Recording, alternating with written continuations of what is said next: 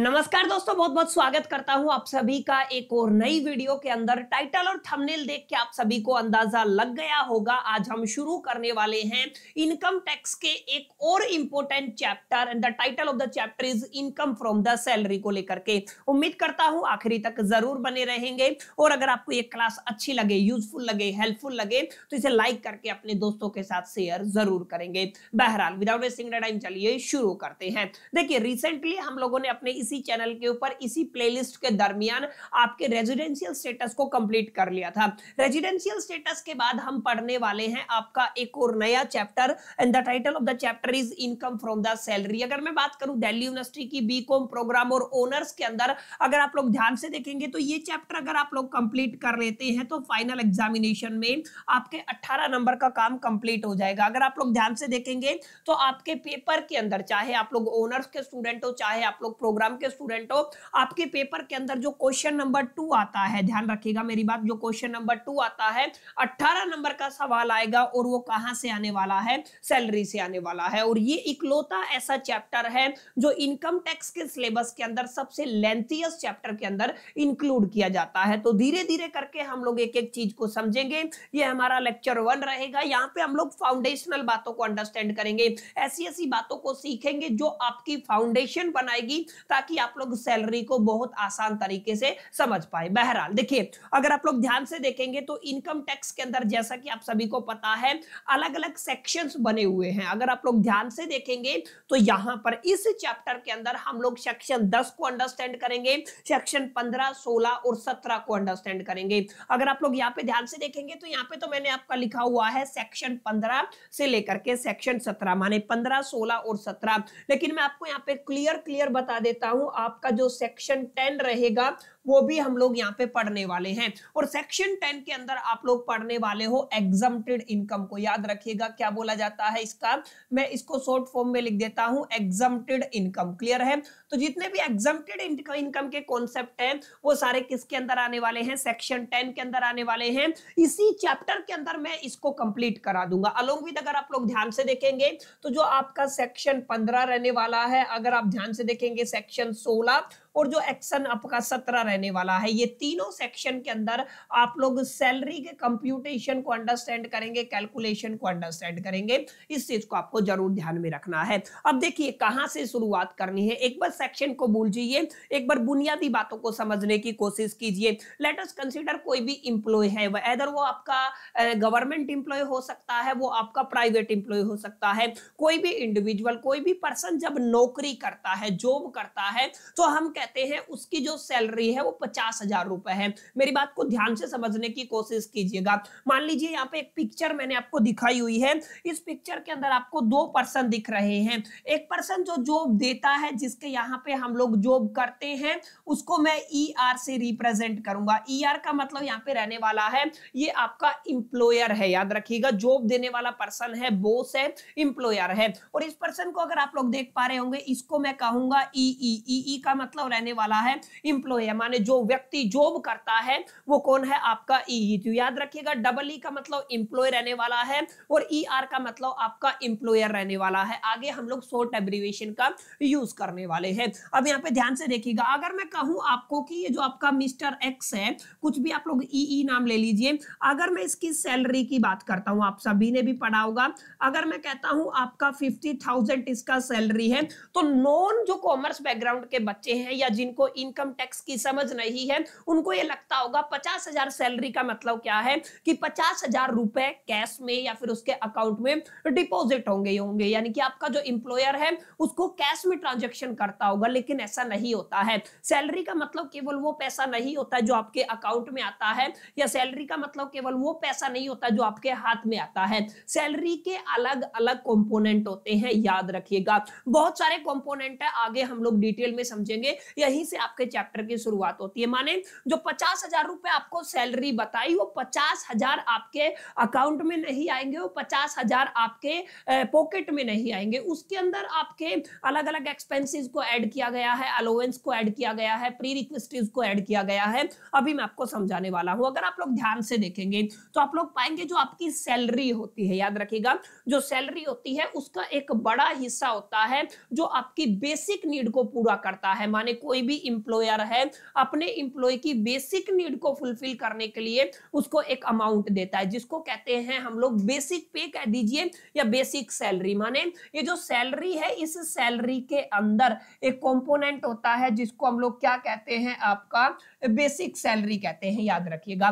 तो जो basic salary है उसका अपना एक अमाउंट होता है। तो यहाँ पे आप लोग ध्यान रखिएगा, बेसिक सैलरी के ऊपर ही डिपेंड करेगा आपको जो अलग अलग अलाउंस दिए जाएंगे, आपको जो अलग अलग बेनिफिट है वो किसके ऊपर डिपेंड करेंगे, बेसिक सैलरी के ऊपर डिपेंड करेंगे। अगर आपकी बेसिक सैलरी के अंदर इंक्रीमेंट हो गया ना, तो इसके नीचे जितने भी कंपोनेंट हम लोग पढ़ने वाले हैं वो सारे कंपोनेंट में इजाफा होगा, इंक्रीमेंट होगा या फिर उनके अंदर बढ़ोतरी होगी। इस चीज को आपको ध्यान में रखना है। यानी कि जो बेसिक नीड को पूरा करेगा उसको क्या कहते हैं, यहाँ पे बेसिक सैलरी कहते हैं। और ये एक पर्टिकुलर अमाउंट होती है जो एम्प्लॉयर अपने एम्प्लॉयज को देता है। क्लियर है? अब यहाँ पे ध्यान से देखिएगा, ये जो आपका अमाउंट है ये आपकी बेसिक नीड को फुलफिल करेगा।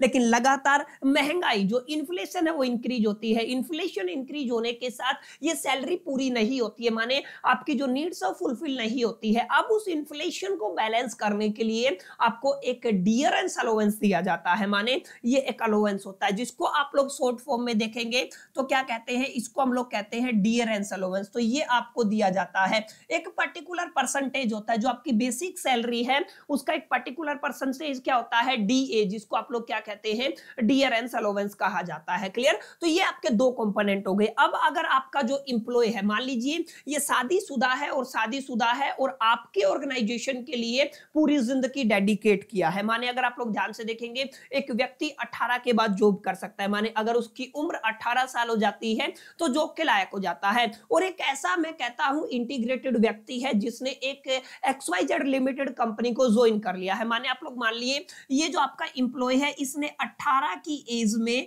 इस कंपनी को ज्वाइन किया है। क्लियर? 18 की एज में ज्वाइन किया है और इसने पूरा 60 साल तक काम किया है। याद रखिएगा, कितने साल तक काम किया है, 60 साल तक काम किया है।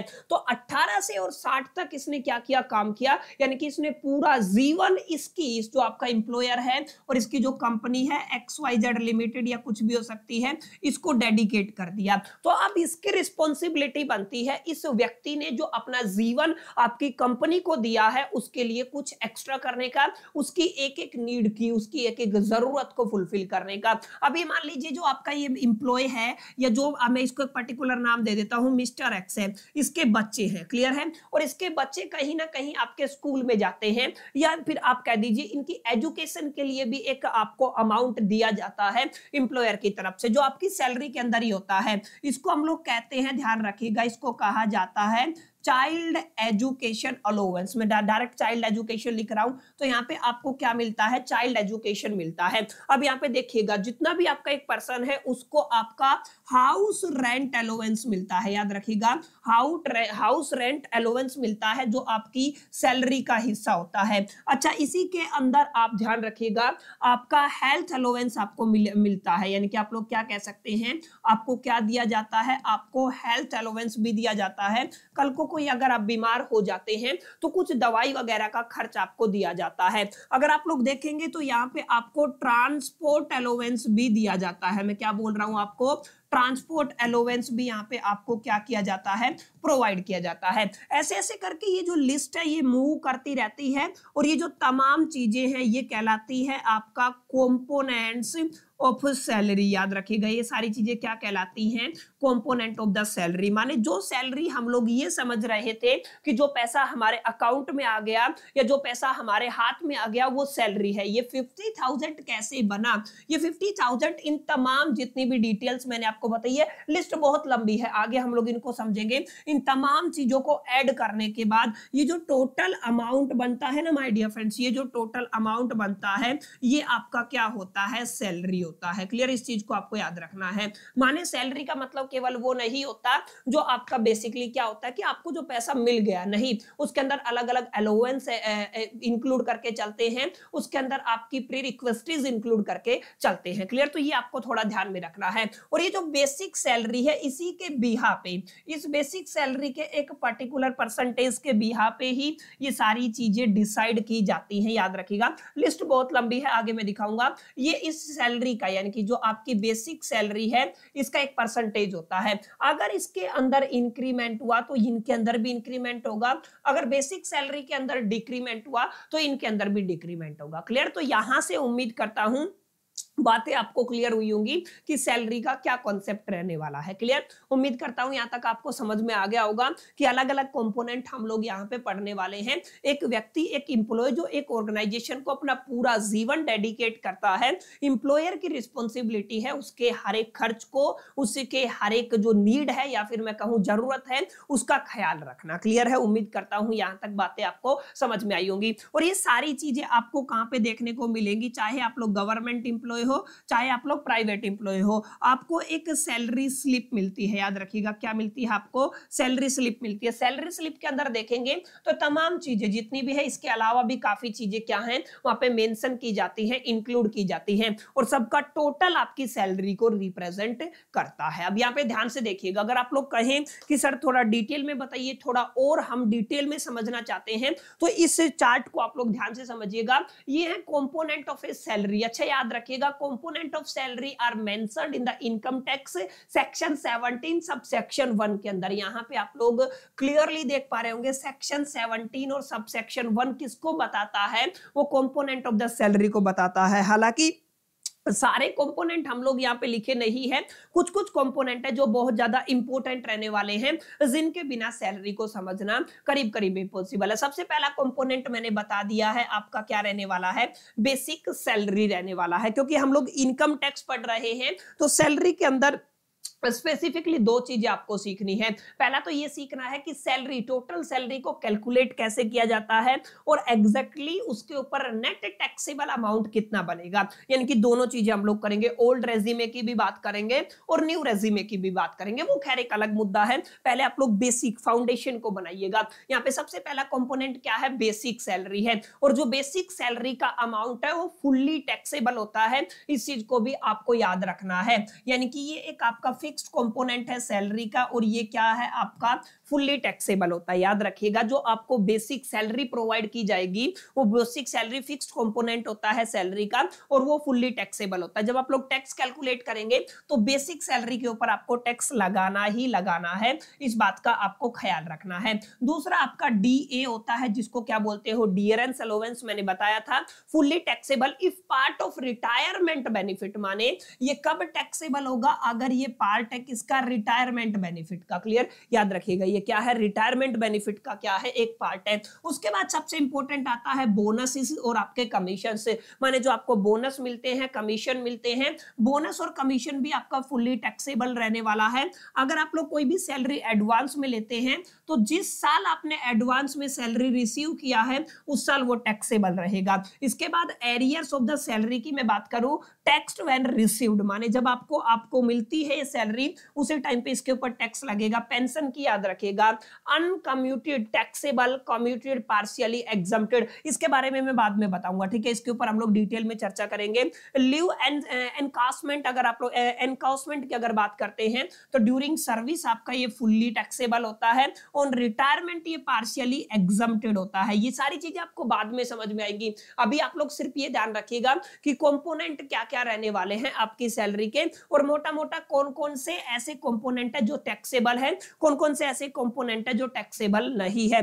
तो यहाँ पे एक शब्द और है पीएफ, आपका कंट्रीब्यूशन, जिसको आप लोग पीएफ बोलते हो, प्रोविडेंट फंड बोलते हो ना। Employers contribution over 12% is taxable. माने अगर आपका इंप्लॉयर का कंट्रीब्यूशन 12% से ज्यादा है तो ये क्या रहेगा? टैक्सेबल रहेगा। और यहाँ पे क्या है आपका परक्यूसिटीज, यानी कि परक्यूसिटीज अगर आप लोग देखेंगे इसका क्या मतलब होता है अभी अगली स्लाइड के अंदर मैं एक्सप्लेन करने वाला हूं। इन शॉर्ट में आप लोग ध्यान से देखेंगे तो यहाँ पे आप लोग ये पाएंगे, अगर आप सैलरी की बात करते हैं ना, शॉर्ट फॉर्म में मैं समराइज कर देता हूं। सैलरी के कंपोनेंट की अगर आप लोग बात करते हैं तो सैलरी के कंपोनेंट को मैं 3 हिस्सों में डिवाइड कर सकता हूं। माने सबसे पहला तो आपका कंपोनेंट रहेगा जिसको आप लोग क्या कहेंगे?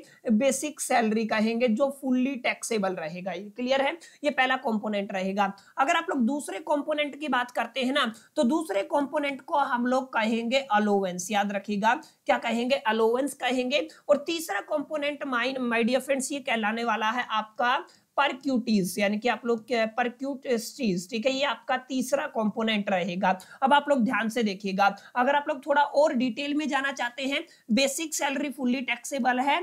अलाउंस के अंदर भी हम लोग अलग अलग 4 तरीके के अलाउंस पढ़ेंगे आपके सिलेबस के अंदर। सबसे पहला अलाउंस आप लोगों ने यहाँ पे देखा होगा, कौन सा है, डियरेंस अलाउंस। अगर आप लोग देखेंगे तो यहाँ पे 4 तरीके के अलाउंस है। एक को आप लोग क्या कहते हो, हाउस रेंट अलाउंस होने वाला है, एक चाइल्ड एजुकेशन अलाउंस होने वाला है, माने आप लोग क्या कह सकते हैं, चाइल्ड एजुकेशन अलाउंस रहेगा। इसके बाद आप लोग देखेंगे एक आपका ट्रैवल अलाउंस रहेगा, ठीक है, तो मैं यहाँ पे साफ साफ लिख रहा हूं, क्या हो जाएगा आपका, एक ट्रैवल अलाउंस रहेगा। एक आपका, अगर आपका बच्चा हॉस्टल में पढ़ता है तो जो हॉस्टल का एक्सपेंडिचर है उसका जो अलाउंस है, यानी कि आप लोग ध्यान से देखेंगे तो आपकी सैलरी के मेजरली 3 कंपोनेंट रहेंगे, बेसिक सैलरी, दूसरा कंपोनेंट रहेगा अलाउंस और तीसरा कंपोनेंट रहेगा परक्यूसिटीज, माने आपके 3 कंपोनेंट रहने वाले हैं। अब आप सभी के दिमाग में आ रहा होगा, सर बेसिक सैलरी हमें समझ में आ गया, अलाउंस का मतलब क्या है? अलाउंस का मतलब जो भी बेनिफिट्स या पक्ष जिनकी बात करते हैं,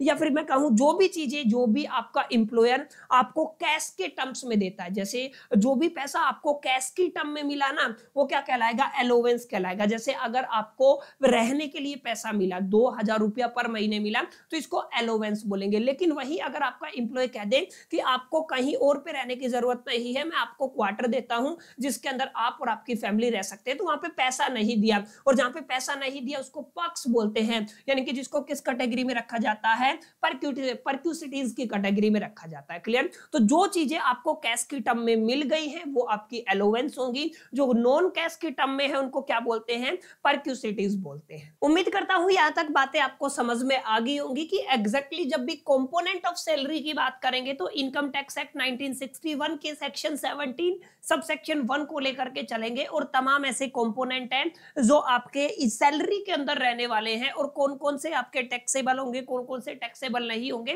खैर वो एक अलग मुद्दा है, उसको आगे हम और डिटेल में बात करने वाले हैं। मैंने शॉर्ट समराइज करके बताया, सैलरी के अंदर 3 बेसिक कंपोनेंट है। पहला बेसिक सैलरी रहने वाला है, दूसरा कंपोनेंट आपका रहेगा अलाउंस, माने जो भी आपको बेनिफिट्स कैश, जिसके बदले कैश मिल जाए आपको, वो आपके अलाउंस होंगे, और जो आपको डायरेक्ट पक्ष दिए जाते हैं, जो बेनिफिट्स आपको एम्प्लॉयर की तरफ से दिए जाते हैं, वो आपके प्रीक्विस्टीज होते हैं। क्लियर? इस चीज को आपको ध्यान में रखना है, यानी कि अगर आप लोग थोड़ा और सिस्टमैटिक वे में समझना चाहे तो समझ सकते हैं कौन कौन से अलाउंस है जो अंडर द सैलरी हेड होते हैं। तो यहाँ पे आपको टोटल 4 अलाउंस दिख रहे होंगे, number 1, number 2, number 3 and number 4, जिसके बारे में मैंने अभी भी आपको बताया। सबसे पहला अलाउंस कौन सा है, हाउस रेंट अलाउंस। अब ध्यान रखिएगा, हाउस रेंट अलाउंस की जब भी बात करते हो, माने हाउस रेंट जो आपको मिलता है उसके टैक्स ट्रीटमेंट की अगर मैं बात करूं, तो जो आपका एचआरए है वो एग्जम्प्टेड है under the section 1013A subject to limit. Clear है? याद रखिएगा, माने जो आपका एचआरए है वो एग्जम्प्टेड है अंडर द सेक्शन 1013A के, इस चीज को आपको ध्यान में रखना है, ठीक है। तो यानी कि जब भी आप लोग अलाउंस की बात करेंगे और एचआरए की बात करेंगे सैलरी के अंदर, तो हमें उसके ऊपर टैक्स ट्रीटमेंट क्या लेना है, एग्जम्प्टेड लेना है। क्लियर? बहुत बेसिक बात आपको समझ में आ गई होगी। दूसरा जो अलाउंस है वो मैंने कौन सा बताया था, वो आपका ट्रांसपोर्ट अलाउंस रहने वाला है, और ट्रांसपोर्ट अलाउंस के अंदर अगर आप लोग ध्यान से देखेंगे तो यहाँ पे क्या लिखा हुआ है, 1600 पर मंथ आपका एग्जम्प्टेड है फॉर द रेगुलर एम्प्लॉय। जो भी आपका रेगुलर एम्प्लॉयज है उसके लिए पर मंथ कितना एग्जम्प्टेड है, 1600 रुपए एग्जम्प्टेड है। अगर इससे ऊपर जाएगा तो वो टैक्सेबल हो जाएगा, याद रखिएगा, ये एक स्पेसिफिक कंडीशन रहने वाली है। थर्ड जो आपका स्पेसिफिकली अलाउंस रहेगा वो चिल्ड्रन एजुकेशन अलाउंस रहेगा, और यहाँ पे रखिएगा चिल्ड्रन एजुकेशन अलाउंस के अंदर मैक्सिमम 2 चिल्ड्रंस के ऊपर 100 रुपए पर मंथ पर चाइल्ड आपका एग्जम्प्टेड रहने वाला है। माने आपको जो चिल्ड्रन एजुकेशन अलाउंस प्रोवाइड किया जाता है, अगर वो दो बच्चों के लिए 100 एग्जम्प्टेड है, अगर इससे ऊपर अमाउंट गया तो वो टैक्सेबल हो जाएगा, इसको याद रखना है। लास्ट एंड फाइनल, अगर आपका बच्चा हॉस्टल में रहता है और आपको हॉस्टल एक्सपेंडिचर अलाउंस मिलता है, तो ये भी आपके मैक्सिमम 2 बच्चों के लिए एग्जम्प्टेड है, और यहाँ पे अमाउंट रखा गया है 300 रुपए पर मंथ पर चाइल्ड, याद रखिएगा, माने 2 चाइल्ड के लिए 600 रुपए यहाँ पे एग्जम्प्टेड रहने वाला है। क्लियर? तो जब भी आप लोग सैलरी की बात करेंगे, सैलरी के अंदर आपके 3 कंपोनेंट रहेंगे, बेसिक सैलरी, अलोवेंस। अलोवेंस का मतलब जो भी फैसिलिटी आपको मिलनी थी लेकिन उनके बदले आपको क्या मिल गया, कैश मिल गया है, वो क्या कहलाएंगी, वो आपके अलोवेंस कहलाएंगी। और टोटल कितने अलोवेंस है आपके, 4 अलोवेंस है, याद रखिएगा। हाउस रेंट अलोवेंस HRA, दूसरा क्या है ट्रांसपोर्ट अलोवेंस, और तीसरा क्या है चिल्ड्रन एजुकेशनल अलोवेंस, और चौथा क्या रहने वाला है होटल एक्सपेंडिचर अलोवेंस।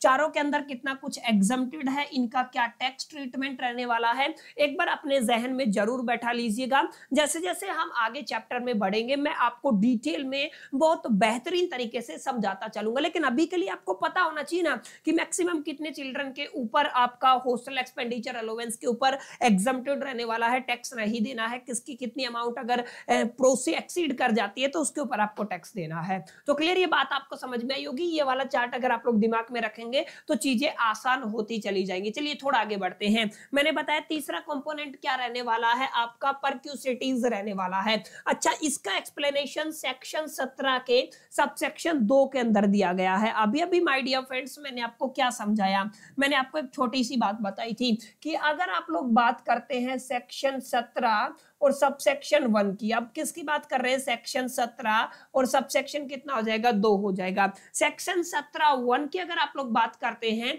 तो यहाँ पे कंपोनेंट ऑफ सैलरी को आपने अभी अभी डिस्कशन किया है, माने यहाँ पे आप लोग क्या पढ़ते हैं, आप लोग पढ़ते हैं क्या क्या कंपोनेंट्स आपके रहेंगे किसके, सैलरी के, किसके अंदर, सेक्शन 17 सबसेक्शन 1 के अंदर। लेकिन अगर आप लोग बात करते हैं सेक्शन 17 सबसेक्शन 2 की, तो यहाँ पे आप लोग किसकी बात करने वाले हैं, यहाँ पे आप लोग परक्यूसिटीज की बात करने वाले हैं, याद रखिएगा। ठीक है, अब ये क्या रहने वाला है, इसकी डेफिनेशन वैसे तो मैं आपको क्लियर कर चुका हूं, लेकिन एक बार ध्यान से देखिएगा।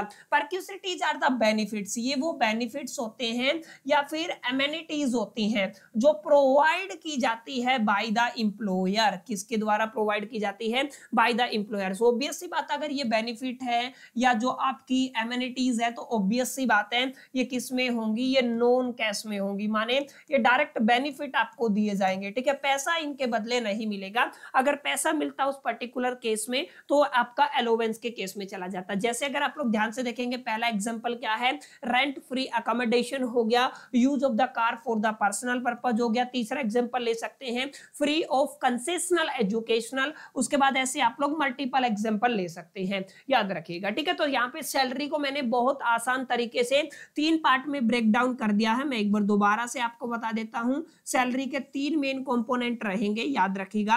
पहला कंपोनेंट क्या रहेगा आपका, बेसिक सैलरी रहेगा, और बेसिक सैलरी का ही कुछ परसेंटेज आपका क्या रहने वाला है, बेसिक सैलरी के बिहा पे ही आपका क्या होगा, आपका अलोवेंस डिसाइड होगा। क्लियर है, तो आप लोग यहाँ पे क्या लिख देंगे, अलोवेंस डिसाइड कर देंगे, और यहाँ पे क्या आ जाएगा, परक्यूसिटीज, याद रखिएगा। क्लियर है, यहाँ पे मैंने बात की है अलोवेंस आप लोग 4 तरीके के पढ़ने वाले हैं। टोटल कितने अलोवेंस है, 4 हैं। एक आपका HRA रहने वाला है, एक आपका चिल्ड्रन एजुकेशनल अलोवेंस रहेगा। ठीक है, चिल्ड्रन एजुकेशनल अलोवेंस रहेगा, एक आपका क्या रहेगा, ट्रांसपोर्ट अलोवेंस रहेगा, और लास्ट एंड फाइनल क्या रहेगा, हॉस्टल एक्सपेंडिचर अलोवेंस रहेगा। ये चारों अलोवेंस है, और चारों अलोवेंस के ऊपर अगर आप लोग इनकम टैक्स की बात करते हैं, याद रखिएगा क्या है आपका, इनकम टैक्स की बात करते हैं तो चारों के अंदर कहीं ना कहीं आपको एग्जम्प्टेड मिलेगा। एग्जम्प्टेड का मतलब कुछ कुछ अमाउंट आपका टैक्स फ्री रहने वाला है। क्लियर, अब ये चीजें बता क्यों रहा हूं, कंपोनेंट की कहां पे जरूरत पड़ी। जैसे मैंने आपको इनिशियल लेवल पे बताया,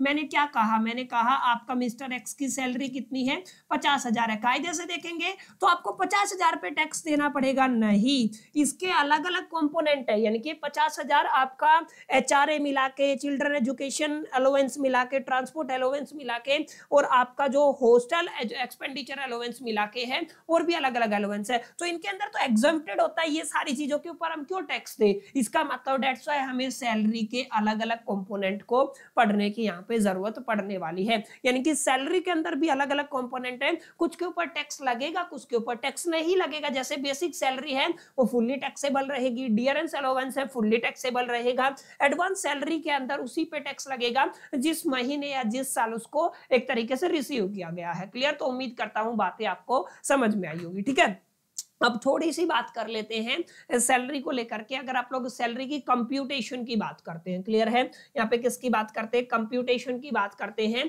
तो computation of salary for mister x, जैसे मेरे को मिस्टर एक्स की सैलरी को कंप्यूट करना है, कैलकुलेट करना है, ठीक है, तो इसका टाइटल क्या रहेगा, computation of salary for the mister x.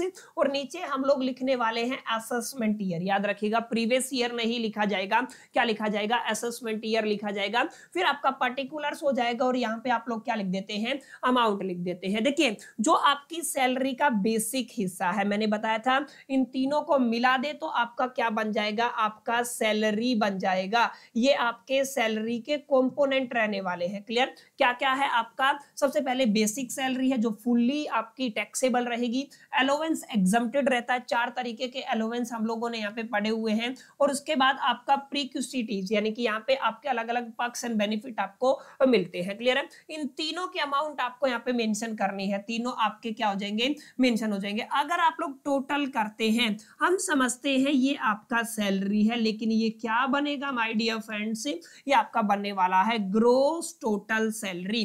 Gross total salary का क्या मतलब होता है, यहाँ पे आपको कुछ हद तक, याद रखिएगा मेरी बात, ग्रोस टोटल सैलरी का मतलब क्या है, यहाँ पे डिडक्शन आपको देखने को मिलता है, माने इसके अंदर से आपको काफी चीजें माइनस करनी है। क्या क्या माइनस करनी है ये आपको थोड़ा ध्यान में रखना है। सबसे पहले आपको स्टैंडर्ड डिडक्शन माइनस करना है। मैं यहाँ पे आपको क्लियर कर देता हूं, आप किसकी बात कर रही हैं, आप लोग स्टैंडर्ड डिडक्शन की बात कर रहे हैं, ठीक है। स्टैंडर्ड डिडक्शन के लिए अमाउंट ऑलरेडी फिक्स है, मैक्सिमम 50,000 है या एक्चुअल जो भी है, लेकिन 50,000 से ज्यादा डिडक्शन यहाँ पे आपको देखने को नहीं मिलेगा। तो लेस आपको क्या करना है, स्टैंडर्ड डिडक्शन करना है। ये 16(1)(a) के अकॉर्डिंग या फिर IA के अकॉर्डिंग यहाँ पे रहने वाला है। इसकी अमाउंट कितनी रहेगी, 50,000 या फिर एक्चुअल। दूसरा डिडक्शन आपको करना है आपका इंटरटेनमेंट अलोवेंस, याद रखिएगा क्या माइनस करना है, इंटरटेनमेंट अलोवेंस। ये 16 सेकंड के थ्रू है और ये गवर्नमेंट डिपार्टमेंट के लिए ही आपका एक तरीके से यहाँ पे माइनस किया जाता है। इसकी अमाउंट यहाँ पे आप लोग मेंशन कर देंगे, वैसे माइनस होने वाला है इसलिए मैं ब्रैकेट लगा सकता हूँ, क्लियर है, यहाँ पे ध्यान रखिएगा। और अगला क्या रहने वाला है, प्रोफेशनल टैक्स रहने वाला है, यानी कि 16(3) के अंदर आपका ये रहेगा 16 सेक्शन, सब सेक्शन 3 के अंदर यहाँ पे अमाउंट, इसको माइनस कर देंगे तो आपका क्या बनेगा, ये आपका टैक्सेबल सैलरी यहाँ पे कैलकुलेट होके आ जाएगा। तो ये फॉर्मेट माय डियर फ्रेंड्स आपको याद रखना है, जो आपकी सैलरी है वो क्या बनती है, यहाँ से इन तीनों को मिला करके आपकी क्या बनती है, इन तीनों को मिला करके आपकी ग्रोस टोटल सैलरी बनती है। और इस ग्रोस टोटल सैलरी के अंदर हम लोग माइनस करते हैं, डिडक्शन करते हैं, क्या करते हैं, आपका डिडक्शन करते हैं। डिडक्शन किसका होता है, सबसे पहले आप लोग 16IA का करते हैं डिडक्शन, फिर आप लोग किसका करते हैं 16II या 16 सेकंड का करते हैं, और फिर आप किसका करते हैं 16 थर्ड का करते हैं। याद रखिएगा ये रोमन में लिखा हुआ आई नहीं है, ये 1 2 3 है, ठीक है, 16(1)(a। वैसे आगे एक चीज और आप याद रखिएगा, जैसा कि मैं बार बार आपको बताता हूँ, ये 16(1)(a है, ये पहले होता था आपका 16(1), यानी कि 16 सेक्शन सब सेक्शन 1, फिर इसको क्लोज कर दिया गया और इसमें एक अमेंडमेंट किया गया, फिर आपका क्या आ गया 16(1)(a) आ गया, और आपका सेकंड क्या आ जाएगा 16(2) आ जाएगा, 16 सेक्शन 16 सब सेक्शन 2 और सेक्शन 16 सब सेक्शन 3। इन तीनों को माइनस करने के बाद आपको क्या मिलेगा, नेट टैक्सेबल सैलरी। इसके ऊपर हमें क्या करना पड़ेगा, इसके ऊपर माय डियर फ्रेंड्स हमें टैक्स को कैलकुलेट करना है। क्या करना है, टैक्स कैलकुलेट करना है। अब टैक्स जब आप लोग कैलकुलेट करेंगे ना, तो याद रखिएगा 2 ऑप्शन है, आप लोग ओल्ड रेज़्यूमे का भी इस्तेमाल कर सकते हैं, न्यू रेज़्यूमे का भी इस्तेमाल कर सकते हैं। ये सारी चीजें हम लोग अपने पहले चैप्टर के अंदर पढ़ चुके हैं। उम्मीद करता हूं पहला चैप्टर आप लोगों ने अच्छे से समझा होगा, क्लियर। तो ये बातें आपको उम्मीद करता हूं चीजें यहां तक समझ में आई होंगी, यहाँ तक आपको एक क्लैरिटी मिला होगा। तो यहाँ पे ये वाला फॉर्मेट बहुत ज्यादा जरूरी रहने वाला है, जिसको क्या बोला है मैंने, computation of salary for mister x, या जो भी आपका पर्सन है जिसकी सैलरी को आपको क्या करना है, कंप्यूट करना है, क्लियर। तो यहाँ तक आप लोगों को उम्मीद करता हूँ ये पहला इंट्रोडक्शन वीडियो था, कुछ हद तक एक क्लैरिटी मिला होगा सैलरी के केस में। उम्मीद करता हूँ चीजें आपको समझ में आई होगी। इंट्रोडक्शन वीडियो था, ये लेक्चर 1 था। उम्मीद करता हूँ चीजें समझ में आई। अगर लेक्चर पसंद आया है तो इसे लाइक करके अपने दोस्तों के साथ शेयर कर दीजिएगा। कोई कमेंट है तो कमेंट में जरूर बताइएगा। चलिए नेक्स्ट पार्ट के अंदर मिलते हैं, जब तक के लिए मैं तो all the best, keep learning.